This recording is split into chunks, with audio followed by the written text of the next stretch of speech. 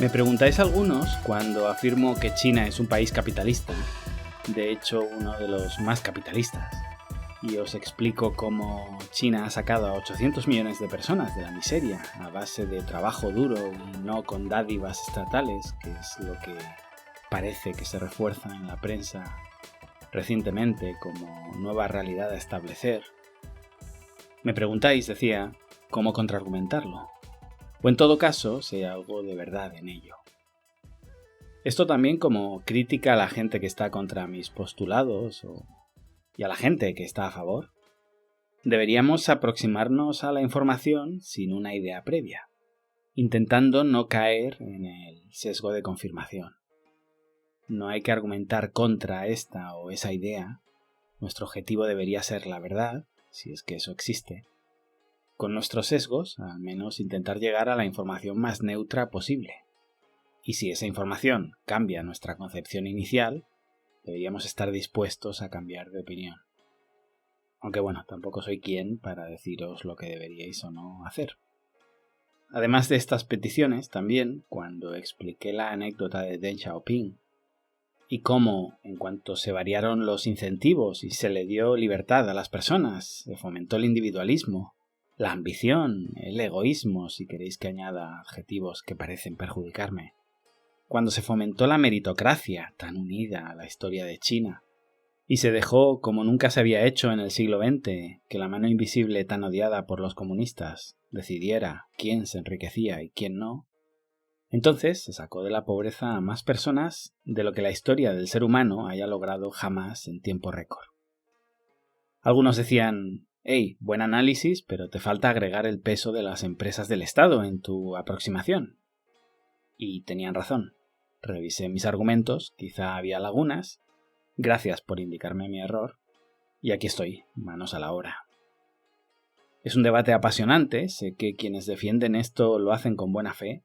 Asqueados por lo que ha sido el imperialismo americano, ahí puedo coincidir. Pero cuando intentan ideologizar el milagro económico chino llevándolo hacia el lado comunista, a mi juicio se equivocan totalmente. Y como no hay más remedio que bajar al barro de la ideología, y vaya por delante, me encanta, pues vamos a ello. Antes de nada, decir que este no es un debate contra China, en absoluto. Lo que ha hecho China es increíble, espectacular. No me canso de presumir del país que me ha acogido, del mérito enorme, indiscutible, de sacar a 800 millones de personas de la pobreza más absoluta. Esto es inigualable y merece ser estudiado, pero con suficiente honestidad intelectual y con rigor científico. Y si alguien con datos, no con ideas o insultos, es capaz de hacerme cambiar de opinión, así lo haré, no tengo ningún problema. Bien, me decíais algunos cómo contraargumentamos esto del capitalismo de Estado, lo de que China va bien gracias a las empresas públicas, o que quien ha sacado a la gente de la miseria ha sido el gobierno con subsidios, estado de bienestar o lo que sea. Y una última duda que me llega mucho es si esto no es un comunismo con características chinas. Ya digo, no debería ser tanto contraargumentar para ganar una discusión. Las discusiones no se ganan porque habitualmente nadie a quien le demuestras que está equivocado cambia de opinión. Lo que hace es enfadarse, odiarnos más y rebuscar un clavo donde agarrarse para seguir empecinado. Por este motivo yo tampoco pretendo convencer a nadie. No tiene unos objetivos tan elevados, lejano este. Solo explicaros lo que pienso a quien le interese, mis vivencias, y allá cada uno lo que haga con esa información. Pero cojamos estos argumentos uno por uno y veamos qué hay de cierto en ellos. Antes de nada, a nivel introductorio, todas estas personas que acaban de llegar a China y defienden que aquí hay comunismo porque creen que el chico que les trae sus compras en una moto haciendo doble turno para sacar a su familia adelante, con una 10ª parte de los derechos colectivos que tiene el mismo chaval en Madrid o en Buenos Aires, deben pensar que esta persona cobra del Estado o no debe pasar por caja cada vez que va a un hospital o tiene un subsidio de desempleo si su jefe lo echa, etc. Estas personas que te defienden esto deberían saber que han llegado ahora que China es un país relativamente rico. Cuando eran pobres, aquí solo había empresarios. Esto es un dato no menor, porque si estudias el perfil de la comunidad extranjera en China, te dice mucho del momento en el que se encuentra el país. Hace 50 años solo había diplomáticos. Entendedme, estoy generalizando, seguro que llega alguien y dice: yo estaba en aquel momento por una carambola de la vida. Exacto, una carambola. El tuyo no era el perfil mayoritario. Bien, os decía que hace 50 años solo había diplomáticos, hace 30 en adelante solo había empresarios, ejecutivos de grandes empresas también. Y hace 15, esto se empezó a inundar de profesores de inglés, de español, de tenis, de fútbol, trabajadores por cuenta ajena, etc. Y estos han podido llegar cuando China, gracias a una generación que ha trabajado 16 horas al día por un sueldo miserable, y ha atraído inversión sin parar, y ha conseguido que la siguiente generación empezara a vivir bien, ha multiplicado brutalmente sus sueldos, y ahora ya sí compensa traer a empleados extranjeros para trabajos medios. A veces quizá hay que mirar un poquito atrás en la historia y saber que hace 20 años esto no pasaba, porque repito, estaban saliendo de la miseria, a pasos agigantados, sí, pero no le daba al chino medio para pagarle un profesor particular a su hija. Ahora que esto sí sucede, no al chino medio, pero sí a un porcentaje significativo de chinos, llega una oleada de personas expulsadas de sus países, en quiebra técnica, a explicarnos que un día Mao ganó la guerra, impuso el comunismo y al día siguiente, fíjate si esto ha funcionado bien, que ya me compensa a mí venirme para China en lugar de quedarme en mi país. Está bien que nos miremos un par de fotos y saquemos conclusiones, pero para quien quiera observar toda la película, este episodio puede ser aclaratorio. Empiezo por el primer argumento. Capitalismo de Estado, que defendido por comunistas me parece formidable. Te dicen, en China no hay capitalismo, lo que hay es un capitalismo de Estado que los comunistas adoramos. Bueno, el problema de vivir empantanado en etiquetas es que vivirás esclavizado por ellas. Quien a hierro mata, a hierro muere, que decía aquella frase. Un día en una charla se me ocurrió decir, asumiendo la palabra dictadura, que no me gusta en absoluto, ni procede para hablar de China, pero para no desviar el tema del debate la aceptaba, dije que China, en todo caso, no era una dictadura de izquierdas, sino de derechas. Y tengo el mismo aprecio por la gente de derechas que por la de izquierdas, nulo. Pero ¿qué queréis que os diga? Me dedico a gastar zapatos caminando la calle y cuando pinto un atardecer dibujo lo que veo. Claro, a los que llevan defendiendo el éxito comunista de China tanto tiempo sin leerse un manual básico de economía, sin ojear siquiera las Biblias comunistas, claro, los saco de sí. Tuve que ir uno por uno reiniciándolos porque estaban en shock. ¿Este loco qué está diciendo? Sí, la China actual, o para ser más precisos, la China de los últimos 40 años, se parece infinitamente más a la España franquista o al Chile de Pinochet que a la Cuba castrista o a Corea del Norte. De hecho, está en las antípodas de estas últimas. Si le hubiéramos preguntado a estos dictadores, a Franco o a Pinochet, se hubieran sentido muy cómodos con el concepto de capitalismo de Estado. Y sus defensores, cuando te dicen es que Franco hacía pantanos, parece sensacional. Como la gente de derechas intenta siempre decirle a los de izquierdas que nosotros también hacemos cosas por la gente. Franco creó la seguridad social en España.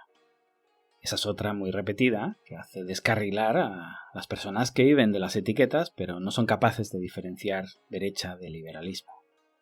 Bueno, eso que Franco creó la seguridad social, más bien la expropió, como hubiera hecho Podemos. Pero en fin, solo a mí se me ocurre decirle a derecha e izquierda de España que en esencia son lo mismo. Quedaos con este planteamiento. Castro hubiera vomitado con la idea de capitalismo de Estado con la que se sienten tan cómodos los comunistas en China. A los defensores de Corea del Norte les parecería una aberración. En cambio, a Videla, Pinochet, incluso a Aznar, dejadme que lo incluya en la lista ahora que estoy haciéndome enemigos en las 4 esquinas del ring, al republicanismo americano también. En realidad, ambos partidos americanos se sentirían muy cómodos con este concepto, ya que, básicamente como en China, Estados Unidos tiene un estado mastodóntico que apenas invierte en políticas sociales. Muy parecidos. Si escucháis esto por primera vez, creo que no encontraréis a nadie más en el planeta exponiendo esto, así que si no es la primera vez que lo escucháis, me habéis oído o leído con anterioridad, En cualquier caso, dadle para atrás un par de minutos a este episodio y revisad de la forma más neutra posible lo que os estoy contando. Veréis cómo le encontráis sentido. Después analizad vosotros mismos, que no os lo cuenten. Daos un paseo por China, preguntarle a la verdulera donde hacéis la compra cómo vive, dónde vive, quién paga la universidad de su hijo o el tratamiento de su madre. Volved aquí y decidme, ¿esto es lo que soñaba Fidel? ¿Este capitalismo de Estado? ¿O en cambio sería algo que firmarían con los ojos cerrados Bush Padre, Hijo y Espíritu Santo? Ahí lo dejo.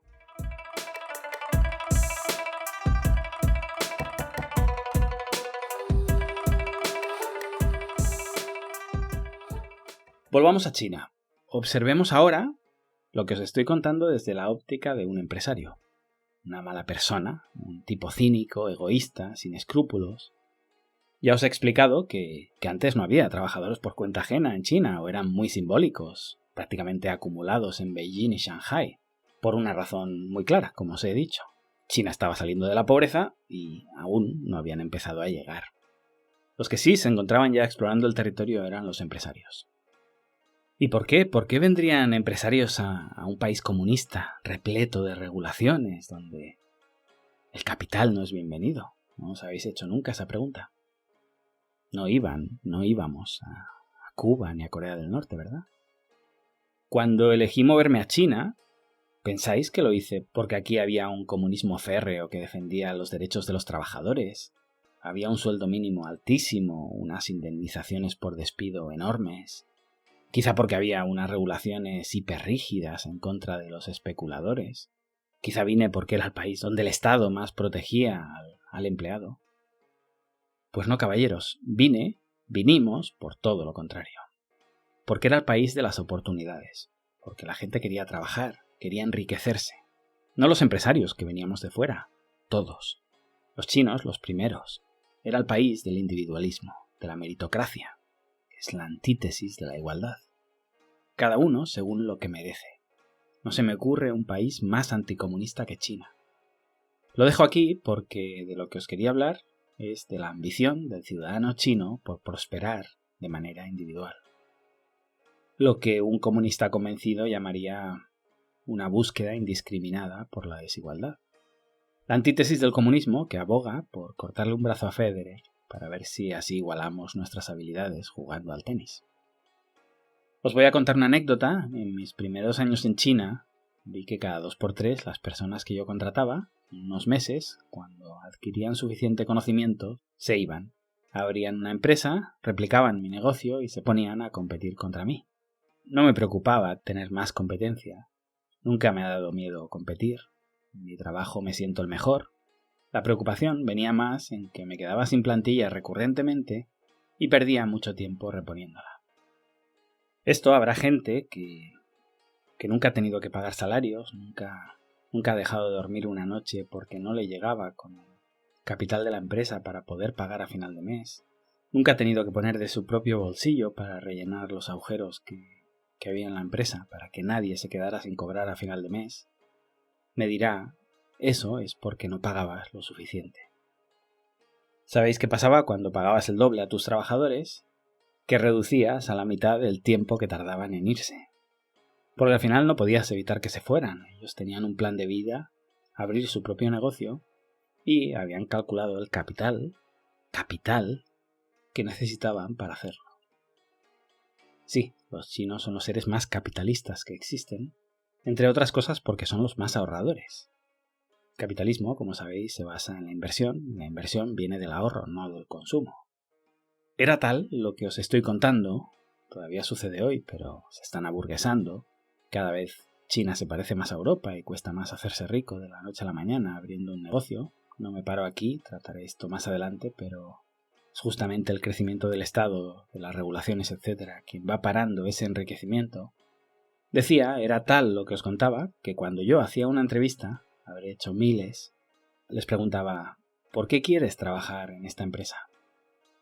Y una gran mayoría me respondían, para aprender todo lo que pueda de ti hasta poder abrir mi propia empresa. Yo al principio me quedaba de piedra. ¿Cómo pueden ser tan insultantemente honestos? Me enamoraba de este país todos los días. En una ocasión, el manager de una de mis oficinas me dijo: tengo una solución.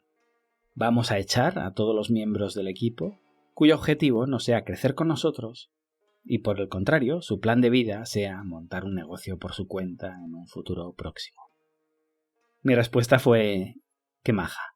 ¿No te das cuenta que entonces tendría que echar a toda mi plantilla, incluida a ti? Yo solo puedo hablar de mis experiencias, de más de 1000 trabajadores que habré tenido contratados, en total en todos estos años, en diferentes negocios y regiones, de haber apostado mi capital en muchas ocasiones y haberlo perdido en algunas de ellas. No me he enriquecido en absoluto, al menos a nivel monetario. En vivencias, me siento una persona inmensamente rica, y cuando eres tan sumamente rico, ser millonario pasa a tener muy poca importancia. Os cuento esto porque, no voy a decir los empresarios desarrollaron China, intentando llevarme mi parte en ese mérito. Yo actué y actúo de la forma más egoísta posible. Pienso permanentemente en la frase de Adam Smith: no es por la benevolencia del panadero por la que obtenemos nuestro pan, sino por su propio interés. Creo firmemente que esto es así, puedo estar equivocado. Pero mientras, para satisfacer mi egoísmo e intercambiar de manera voluntaria con los demás, me vea obligado a satisfacer las necesidades de los demás, creo que el mundo irá bien. Y no puedo encontrar una razón que explique mejor cómo han sacado a 800 millones de la miseria en tiempo récord, que con miles, decenas de miles de empresarios ofreciendo productos y servicios en el mundo para satisfacer necesidades ajenas, y para conseguir esto tuvieron que venir a China a intercambiar, a negociar con esos empleados y a ofrecerles algo que necesitaran para propiciar esos intercambios donde ambas partes ganaban. Y el efecto dominó fue brutal. Ese conocimiento, capital tecnológico, ese capital económico que aportamos y ese capital humano que de alguna manera construimos en nuestros centros de trabajo, ese enseñarles lo que sabíamos a nuestras plantillas que al día siguiente abrían sus propios negocios, contrataban personal que a su vez los abandonaría al día siguiente para abrir otros, ese derrame de cultura empresarial, de trabajo duro, de ganarte tu pan, es lo que he vivido. Siempre digo que por explotadores que se nos vea en Occidente a los que hemos venido a China, nunca un extranjero explotará a un chino como lo hace otro chino. Concretamente en mi empresa, mis mayores discusiones eran siempre con mis socios chinos, que querían un formato de trabajo, de empresa completamente chino, y los occidentales, que veníamos con ideas socialistas de Europa, e intentábamos imponer, descanso fines de semana, bajas pagadas, vacaciones pagadas. Anda, que nos van a contar a nosotros la China que nos encontramos. Comunismo. Yo leía los libros de lo que ocurría en los movimientos sindicales a principios del siglo XX en Europa, y lo que estaba viviendo yo, en primera persona, un siglo después. Y creedme, lo de Europa en ocasiones me parecía una broma. No voy a caer en esa condescendencia de empresario de decir 100 familias viven gracias a mi empresa, o X cientos de familias han salido adelante gracias a mí. No, fue un trato justo, ellos se beneficiaron igual que lo hice yo. Sé que con decenas de miles de empresarios que venían a China a invertir, había muchas alternativas. Los que eligieron trabajar conmigo tenían una infinidad de opciones. Eligieron la mía, genial. He intentado siempre tratar a la gente lo mejor que he podido, bajo mis estándares y mi educación, con todos mis sesgos. Pero sí os digo una cosa, muchos de los trabajadores que han pasado por mi vida en estos años abrieron sus empresas después. Algunos fueron mucho más exitosos que yo. Seguimos manteniendo el contacto, sobre todo con mis socios chinos, y decenas de ellos, en todos estos años, nos han ido invitando a un café cuando volvían por la ciudad, a cenar. Otros son ahora proveedores o gente de mi círculo. Y cuando han querido agradecerme lo que aprendieron de mí en mi empresa, de forma muy humillante, cuando se giran hacia mí me dicen gracias porque siempre nos trataste muy bien. Cuando se giran hacia mis socios, esto pasa mucho con mi mujer, suelen decir gracias porque al principio te odiaba, pero contigo aprendí cómo ser un empresario de verdad. Y sí, el mayor problema para estos comunistas occidentales recién llegados a China con espíritu evangelista No es que yo esté aquí argumentando cosas que quizá no tienen ningún sentido para ellos. El problema que tienen, el verdadero problema que tira por suelo todos sus postulados, es que en el interior de los chinos hay una inquietud empresarial increíble, imparable. Que nadie quiere ganar 1.000 ni 2.000 euros, quieren ser ricos. Nadie quiere terminar con la desigualdad, quieren ser lo más desiguales que quieran el que tienen a su lado. Y si pueden comprar un yate, lo harán. Y si pueden comprar 10, comprarán 10. Y este no es el sueño de un empresario explotador de Guangzhou. Este es el sueño de la mayoría de los chinos. Siempre cuento que cuando les hablaba a mis amigos de la infancia de mi fábrica, de que si a la gente les daba un día de fiesta se largaban, claro, va en contra de todo lo que nos enseñan en Occidente. Yo provocaba asco cuando explicaba estas cosas, todavía hoy. Y mi mejor amigo me decía, algún día querrán vivir como nosotros. Y yo le respondía, ¿como tú? ¿Que no te puedes independizar? ¿Que aspiras a ser un mileurista toda tu vida? ¿Que el éxito para ti es vivir adicto a un salario mensual? Porque si te lo quitan, si te desconectan de la máquina, te come la hipoteca. Con todo el cariño, le decía, ningún chino quiere vivir como tú. Y si al chino que vive la vida más miserable que imaginas, le propusieras que ese es el único estándar posible al que puede llegar, se tiraría por una ventana. Esa ambición, ese no me conformo con ganar X al mes, yo voy a ser rico, es lo que ha convertido este país en una potencia económica. Por eso siempre comparo a China con Estados Unidos, porque esa mentalidad empresarial china, esas ganas de comerse el mundo, se parece mucho más al sueño americano que a la Europa socialista anestesiada que pretende vivir de subsidios gubernamentales. Obviamente China es muy grande, estoy generalizando, pero la parte de China donde si le das un subsidio a un chino lo primero que va a hacer es invertirlo, multiplicarlo, salir a trabajar contando que ahora tendrá 2 sueldos, el del Estado y el que gane yo. Esa parte de China es tan significativa que convierte en simbólica a aquella otra que lo usará para quedarse tirado en el sofá. Más allá de que casi nadie a día de hoy, estoy casi por incluir a los jubilados que reciben una pseudo jubilación, diría que casi nadie vive con subsidios estatales. Eso solo ocurriría en países socialistas, no en China. Cierro anécdota. He explicado en muchas entrevistas que cuando yo me planteé fabricar por mí mismo, mis opciones eran China, India y Brasil. ¿En qué se parecen estos países?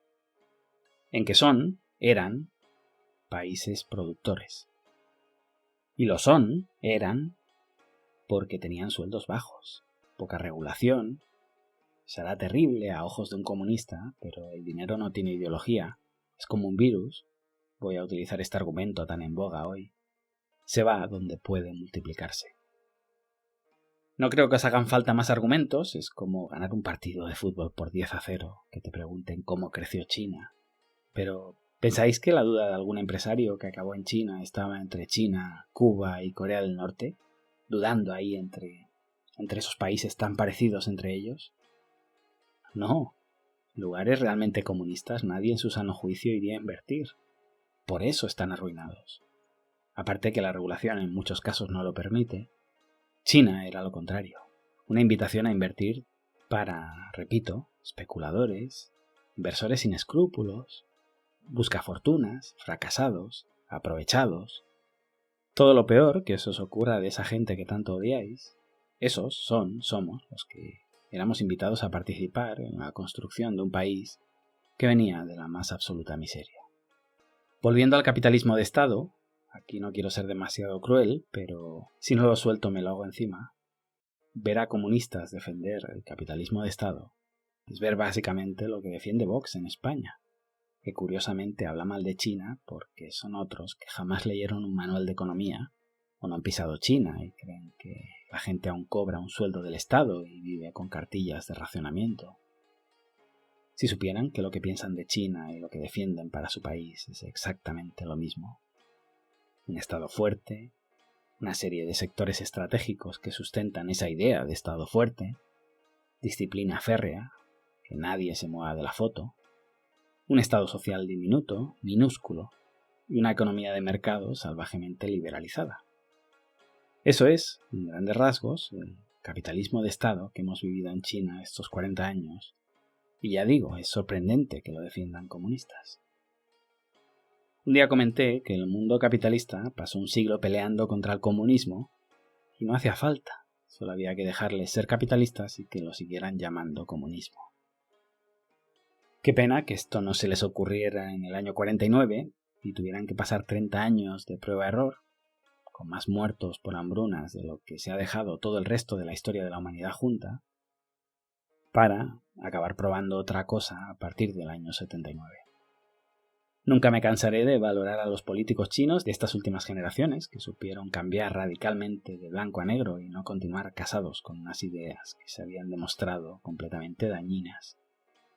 Tuvieron que vender, como es lógico, un relato para que el pueblo que había entregado su propia sangre, creyendo ciegamente en las comunas, en la expropiación de tierras, en la eliminación total de la propiedad privada, en la humillación y tortura al rico y al meritorio, al intelectual, al académico, que durante años fueron severamente vilipendiados en pos del comunismo. Me decía mi mujer una vez que solo el pobre, con ropas rotas, podía caminar por la calle orgulloso.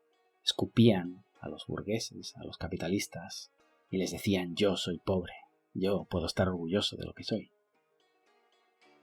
Aquellas personas que creyeron ciegamente en la organización centralizada, en las cartillas de racionamiento, en el odio al burgués, aquello fue, sí, una revolución real, historia del ser humano en carne viva, que se vivió en los primeros 30 años. Tuvieron que ser, ya digo, extremadamente inteligentes para proponer el relato opuesto y que no se levantaran en masa y todo ello provocara una guerra civil. Lo que hicieron los políticos chinos, con el panorama que tenían encima, no se ha valorado lo suficiente. Algún día será.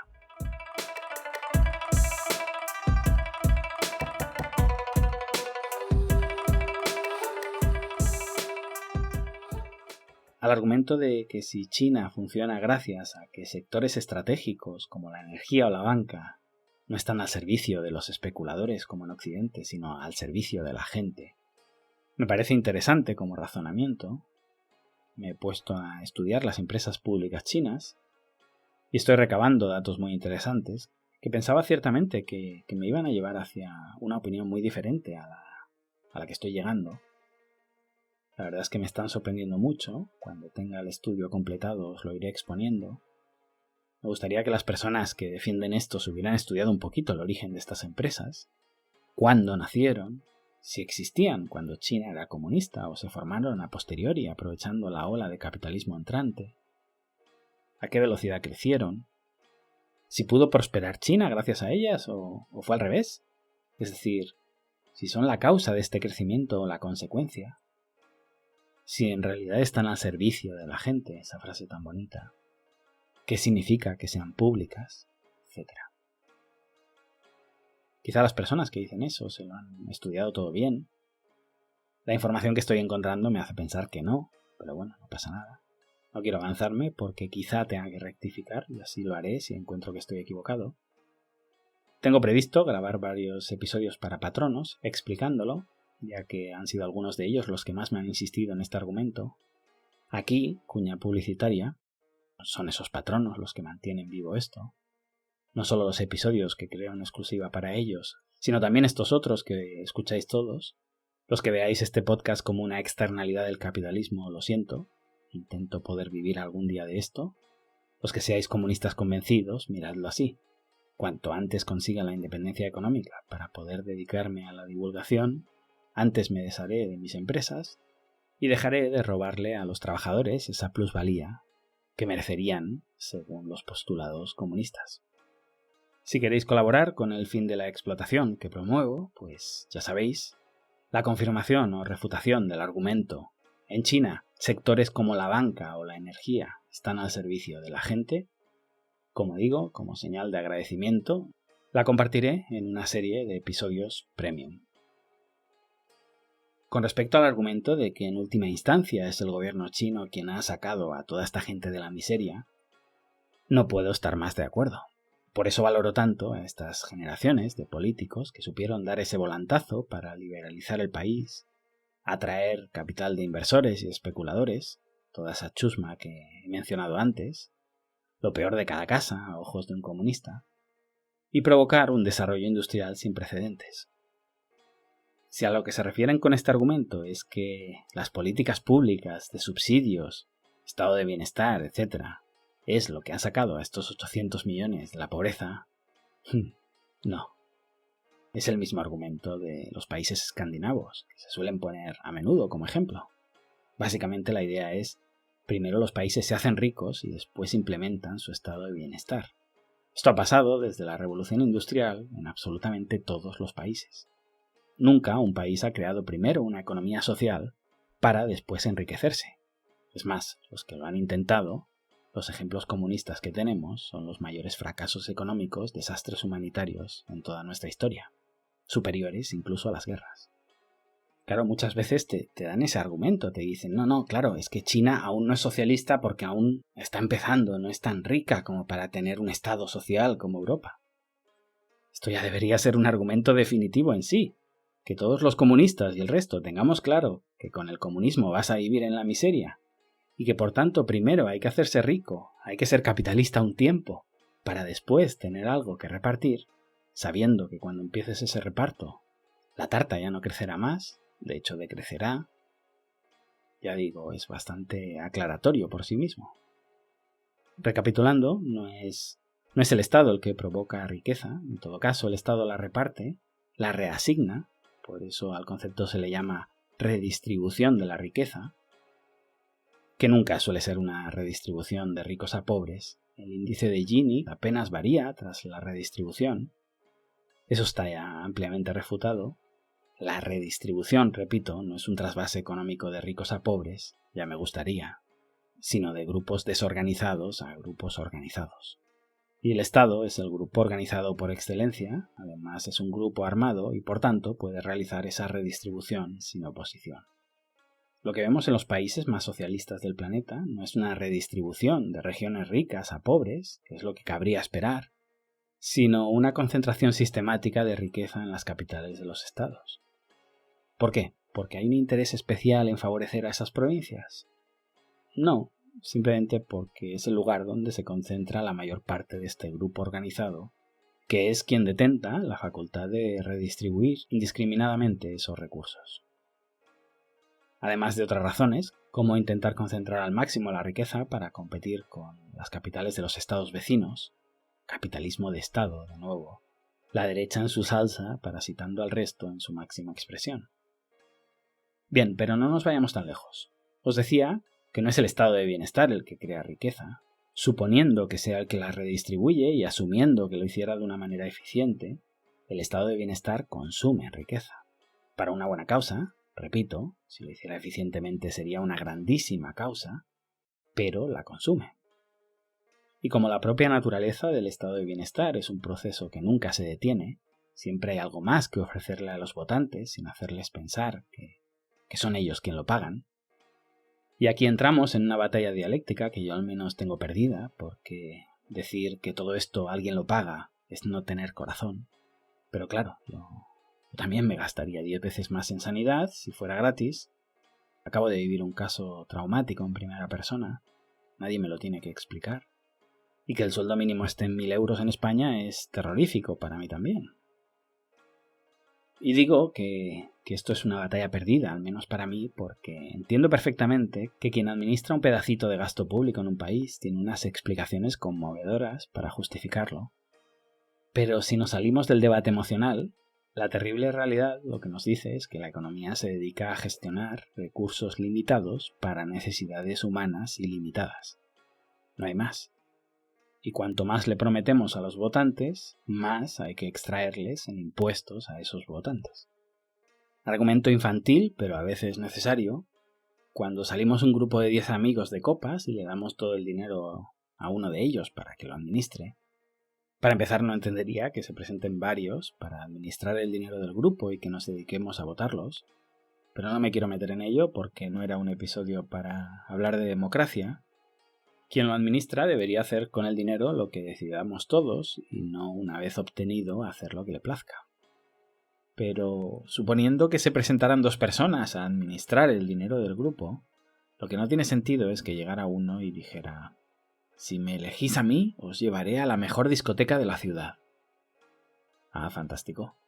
Y el otro contestará: sí, pero hay que coger 3 taxis. Si soy yo el elegido, contrataré una limusín para llegar a la disco como unos señores. El otro, claro, contraataca: si soy yo el elegido, contrataré una stripper en un reservado. Bueno, paro aquí, creo que se entiende. Estaría genial que lo que prometen lo pagaran ellos, pero no, lo pagamos entre todos. De hecho, por llevarlo a la realidad, cuando algunos pongamos en duda quién paga la factura, un candidato podría decir: bueno, en este grupo de 10 tenemos a Martín, que es un empresario de éxito, que tiene más dinero que todos los demás juntos, por tanto es injusto que todos aportemos lo mismo. Él debería aportar más, votemos. Ya sabéis que la democracia son 3 lobos y un cordero decidiendo qué hay para cenar. Además, Martín, no es justo que te quejes, piensa que sin esta sociedad en la que vives no podrías salir de copas, te irías solo, te aburrirías. Y cuando Martín intente abandonar el grupo, lo lapidaremos por egoísta.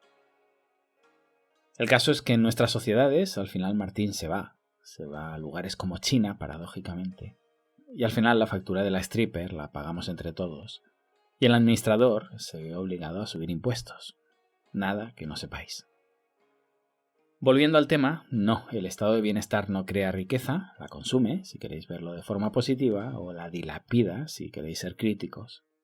Por eso China todavía tiene un estado de bienestar diminuto, a años luz de lo que tenemos en Occidente, porque no son unos populistas. Es curioso que les acusemos de dictadura comunista porque, justamente al contrario que nosotros, son perfectamente conscientes de que a medida que hacen crecer el Estado, se reduce la tarta a repartir.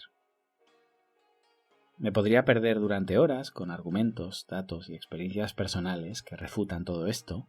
Iré compartiendo algunas gráficas en Twitter con datos reales y, como decía, ampliando razonamientos y comunicando los hallazgos que esté logrando en esa investigación. Pero un último argumento que me gustaría mencionar es aquello sensacional de: sí, esto es comunismo con características chinas. Un argumento que me encanta. Como os decía, explicádselo al repartidor que trabaja doble turno, o a la masajista a la que vais y trata también vuestros pies, o al récord de millones de personas que todos los años revientan el dato del consumismo mundial el día 11 del 11, dejando en ridículo a Amazon y su Black Friday y el consumismo americano. En China impera un comunismo con características chinas. Sí, indudablemente. En España impera un comunismo con características españolas. Y en Suiza impera un comunismo con características suizas. Dejo un último argumento para el próximo episodio, porque este se me ha alargado bastante, que también me parece muy interesante, y es el de que el capitalismo solo llegó a las grandes ciudades y en el interior sí había comunismo. Quizá ya os avanzo, esto se lo podéis decir a personas que no hayan pisado la China profunda. A mí no. 12 de mis 15 años los he pasado en el interior. He vivido en 5 regiones, en una decena de pueblos, incluida una aldea de 200 habitantes donde pasé un año de mi vida. Tampoco el haber vivido ahí me da más razón, solamente que sepáis que muchos de los que decís esto os amparáis en que la persona con la que estáis discutiendo pues, no ha pisado esas zonas. No es mi caso. Y al final es un argumento recurrente y parece tener sentido. Si no profundizas en él, se non è vero in trovato. Lo vemos en el próximo episodio. Una idea que quiero que quede clara por encima de todo. Podemos estar de acuerdo en si ocurrió gracias a esto o gracias a lo otro. Lo más importante, más allá de querer apuntarnos el tanto, es que, en efecto, 800 millones de personas salieron de la miseria. Es importante saber cómo ocurrió para poder replicarlo de manera eficaz en lugares todavía pobres, pero más importante que saber cómo ocurrió es reconocer que ocurrió. Contestando a la pregunta ¿quién ha sacado a 800 millones de la miseria? Si fue el gobierno con subsidios, las empresas públicas, los empresarios extranjeros, el crédito, la inversión extranjera. La respuesta, mi respuesta, lo que ha sacado de la miseria a toda esa gente fueron todos y cada uno de ellos mismos, levantándose todos los días bien temprano para ir a trabajar, soñando con salir adelante sin pedirle nada a nadie, solo con el sudor de su frente. He vivido en muchos países y no he encontrado a nadie jamás con esas ganas de crecer. Solo había que dejar toda esa ambición prosperar y el destino de China era imparable. Y hasta aquí os dejo hoy con un proverbio chino, un pequeño homenaje a esta generación de personas, de líderes, como se dice en China, que supieron dejar a un lado la ideología y dar un paso que cambiaría para siempre la historia de China y por ende la historia de la humanidad. Los cambios pueden tener lugar despacio. Lo importante es que tengan lugar. Gracias y hasta pronto.